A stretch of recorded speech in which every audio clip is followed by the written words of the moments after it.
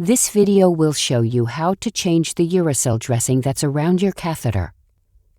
The dressing, stopcock, and drainage system need to be changed once a week. If the dressing gets dirty, wet, loose, or if it's pulling away from your skin, it will need to be changed more often.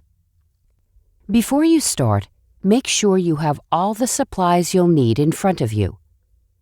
You'll need a no-sting barrier, plain gauze, non-sterile gloves, adhesive remover, a Uresil dressing, alcohol pads, gauze moistened with soap and water, telfa, scissors, and a UC strip fastener or cath grip. You may also find it helpful to have a garbage pail nearby. Clean the scissors with an alcohol pad. Be careful not to cut yourself.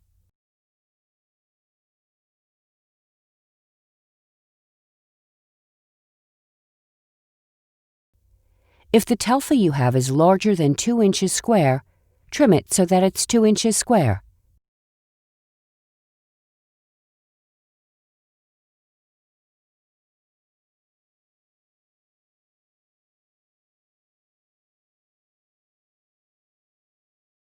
Then cut a slit in it and put it down.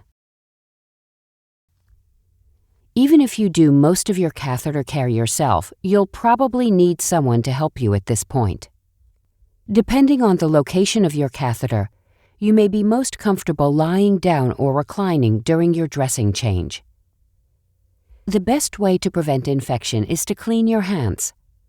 If you're washing your hands with soap and water, wet your hands, apply soap, rub them together for 15 seconds, then rinse. Dry your hands with a towel and use that same towel to turn off the faucet.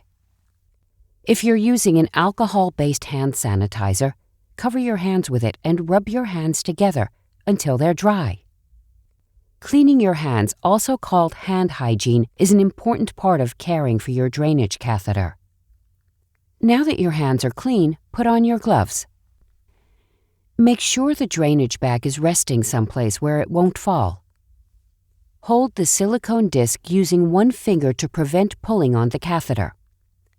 Find the slit in the Uresil dressing and start slowly and gently peeling back the adhesive away from the skin while holding the disc.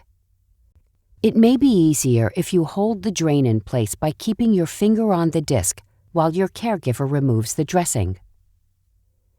If the skin around the catheter is sensitive, wipe adhesive remover around the edge of the dressing. This will help with your discomfort while you're removing the dressing. Remember, the Uresil dressing is there to hold the drain in place. Once the dressing is removed, there's nothing holding the drain in. Take one of the gauze pads and moisten it with soap and water. Use it to clean around the skin and under the disc. Then clean the top and bottom of the silicone disc. Always hold one side of the disc firmly while cleaning the other side.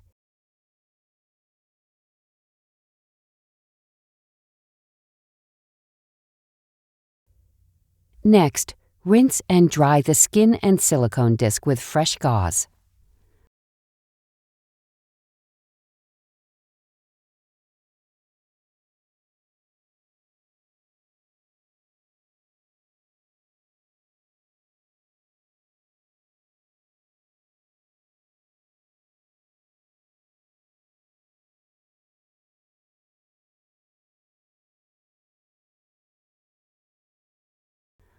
Wipe the top of the silicone disc with an alcohol pad to remove any leftover soap.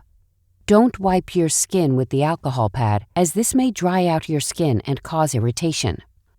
Look at the disc nipple and make sure the black mark is near the disc. If it moved, finish changing your dressing, then call your doctor's office. Hold one side of the disc firmly on your skin while tilting up the other side to look under the silicone disc. Look for redness, swelling, drainage that smells bad, or fluid leaking. If you see any of these, finish changing the dressing, then call your doctor.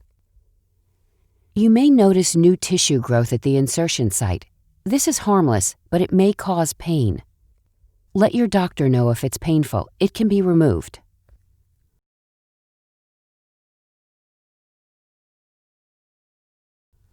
Apply the no-sting barrier film to the skin around and under the disc. Then apply more on top of the disc where the dressing will be placed. It will help protect the skin, and it will help the adhesive stick better. When you're applying the no-sting barrier under the disc, make sure that you hold the disc in place with one hand.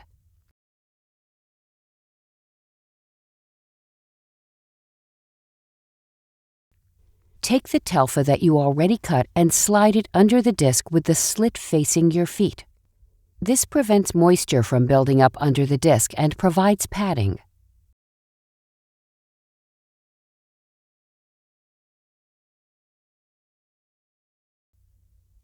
The Uresil dressing has 3 pieces of backing. The biggest piece takes up half the dressing. The Uresil dressing will sit over the disc, with the adhesive over the flange. The Uresil dressing will slide around the catheter, between the 2 discs.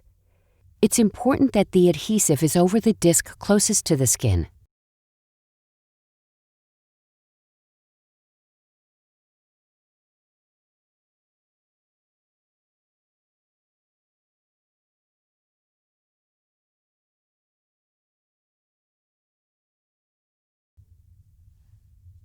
Place the dressing so that the slit is facing down or sideways. Start at the corner of the biggest piece and slowly peel the backing away.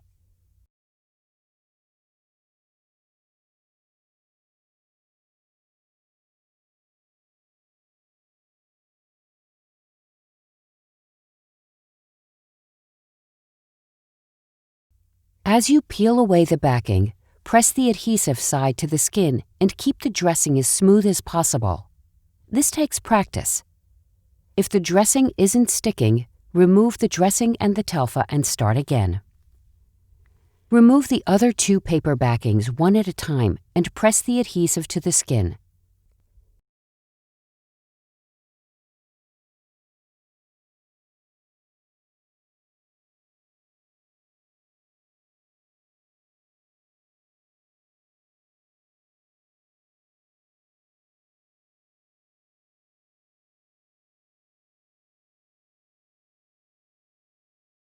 Overlap the slit edges to make the dressing more secure.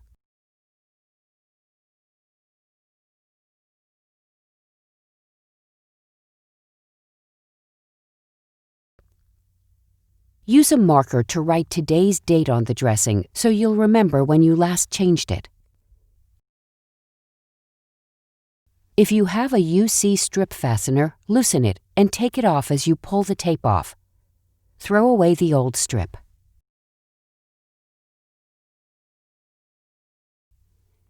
Take the new UC strip fastener and peel the paper off the center section.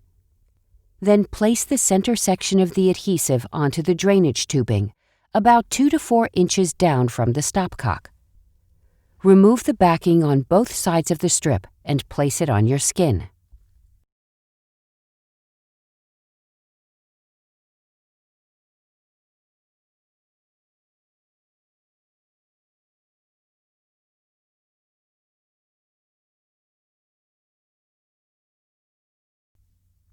You may have a cath grip instead of a UC strip fastener holding the catheter in place. If you're only changing the dressing right now, reattach the catheter to the cath grip. To do this, place the catheter on the device straps so the catheter will lie along the middle of the cath grip. There are 2 straps on the cath grip, one with holes and one with jagged edges. The strap with the holes has 2 openings. Insert the strap with the jagged edges into the lower opening of the other strap. Pull to secure the catheter in the cath grip. Take your gloves off and throw them away. Then wash your hands. To learn more about caring for your drainage catheter, ask your healthcare provider for more information. You can also find more resources on our website, www.mskcc.org/PE.